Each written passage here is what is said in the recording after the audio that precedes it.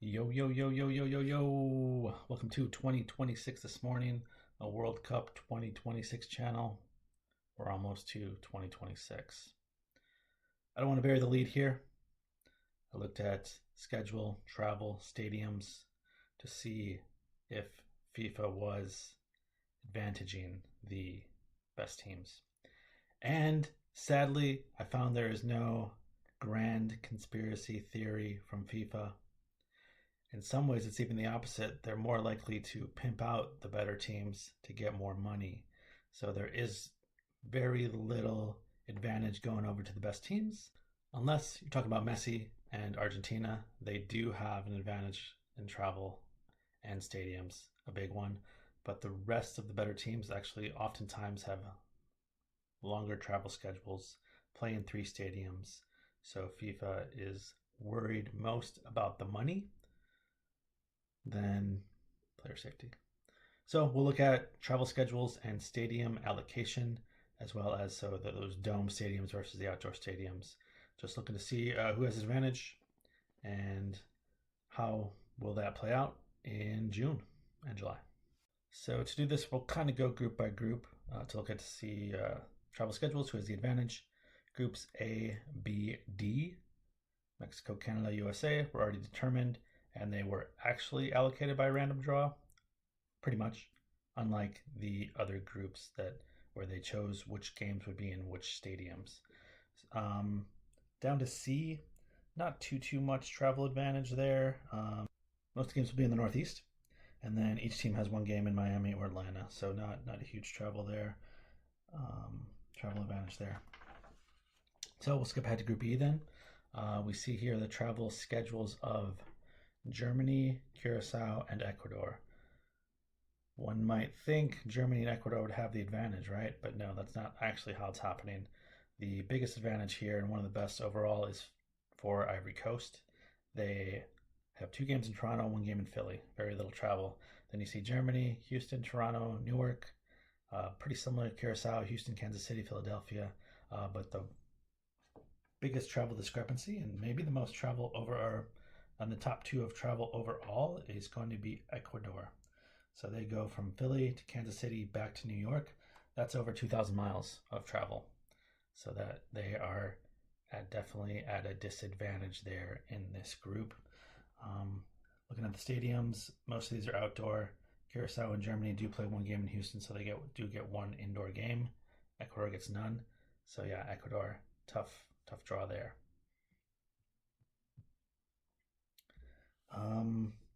Group G, that's Belgium's group. Not too much. It's all on the West Coast. It's pretty similar to the US group. Egypt does have Seattle, Vancouver, back to Seattle. That's an easy one. Not a very far trip. Iran has LA, Seattle. New Zealand has LA, Vancouver, Vancouver. Belgium has Seattle, LA, Vancouver. So again, this is like the best team in the group, has the most travel, which is surprising. But again, similar to the US, but like I said, that was already planned out. Group H then, we'll go down. Oh, skipped Group F. So Group F, pretty similar travel schedules. The best is actually for UEFA B. They have Monterrey, Houston, Dallas. So 3 different stadiums, 2 of them indoors and not much travel. Tunisia has Monterrey, Kansas City. So those are all outdoors, where every other team in the group has at least 2 indoor games. So Netherlands is Dallas, Houston, KC, Japan, Dallas, Monterrey, Dallas. So more travel there than the other teams, but indoor games there. So Tunisia, probably the toughest one there. That was Group F. Going down to Group H, that's what you see here. So this group has the most discrepancy. I guess that's going to happen anyways when there's one game out west, and the rest are in the middle of the country. So you'll see here, Algeria is the country with the most travel. I did these lines small to show that they'd go there and back. So if you see Kansas City's in the middle of the country, but not quite even in the middle. So they have to go then from Kansas City all the way out to Santa Clara, San Jose, San Francisco, whatever you want to call it, and then all the way back to Kansas City. So that comes in at almost 3,000 miles of air travel. So 2,958. Wow. not as bad for some of the other teams that, like Austria, and it's still a lot of travel for Austria. They go Santa Clara, Dallas, KC. Um, Jordan goes Santa Clara, Dallas, so only one trip for them. A little easier there. And the outlier here, aside from Algeria, is Argentina. They have Kansas City, Dallas, Dallas. So that's less than 500 miles of travel. So Algeria will be traveling 6 times more than Argentina. So again, this group is going to have an imbalance, but the fact that Argentina, Lionel Messi, getting older, not sure how many games he'll play in the World Cup, this is definitely helping him be healthy, fresh, padding his stats. 2 indoor games in Dallas. Definitely advantage here for Leo Messi. Not a surprise. Group K, not too crazy. Just some advantage here for Portugal. So they have 2 games in Houston, both indoors, and then a game in Miami. Their rivals Colombia go Mexico City, Guadalajara, and then Miami. So about twice as much travel, and in 3 cities instead of 2. No games indoors. The biggest travel here is actually the Interconfederation Playoff Team 1, Houston, Guadalajara, Atlanta. That's about 2,300 miles of air travel, with 2 games indoors. And then Uzbekistan, about 1,500. They are Mexico City, Houston, Atlanta. Again, 2 games indoors. So here, Colombia doesn't get the indoor games.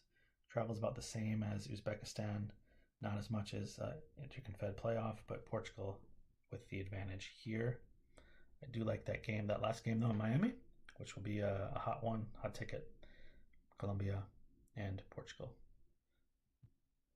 And then the last group we're going to look at is Group L. Yep, too many teams all the way in Group L. So we've got England, Croatia, Panama, and Ghana. One would think England would get the advantage here, but no, that's not actually what happened. I think this is a case of they want England to play all over the place, which makes sense to get England in multiple areas and get them to sell tickets. So the team with the best travel advantage is Panama. They have 2 games in Toronto and the game in New Jersey. So that's very little travel. Ghana, not too bad. They have Toronto, Boston, Philly, so East Coast. And then we have this outlier here, which is the Croatia-England game in Dallas. So indoors, but that will bring travel back up to the Northeast. So Croatia's got Dallas, Toronto, Philly. That's about 1,500 miles. England has Dallas, Boston, New Jersey, about 1,750 miles. So not what you would think of if you were thinking about FIFA giving advantages to the better teams. Like I said, what is more likely that happened is they look to see how they can sell the most tickets. So this is generally putting the best teams in the biggest stadiums and the biggest markets, which aren't always the same thing, but like New York, definitely the same thing. So travel advantage wise, definitely you see teams with the advantage are Ivory Coast, Egypt, biggest one Argentina, probably second biggest Portugal, Panama, not that it'll matter much. And then the real tough ones, outliers, would be Ecuador in Group E with Germany, Algeria in Group J with Argentina, and Interconfed Playoff 1 in Group K with Portugal. They have the most travel. So talking about money, talking about game allocation, what do we see there? So the way the draw worked for each game, each match, so match 1, match 2, match 3 in group play, the teams were drawn of who would play who, but each match day had 2 stadium possibilities. So New York or Philly, Dallas or KC, and generally the trend, not surprising, which I kind of talked about earlier, is that the better games went to the bigger stadiums. So looked at all the games, a lot of them, there's no sort of clear better game, happens a lot. And in a number of them also, there's no clear better stadium. So Seattle or LA, pretty similar.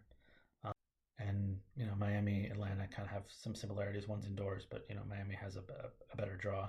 So there's not always going to be an either or option where there's a clear better game, but we're going to look at those.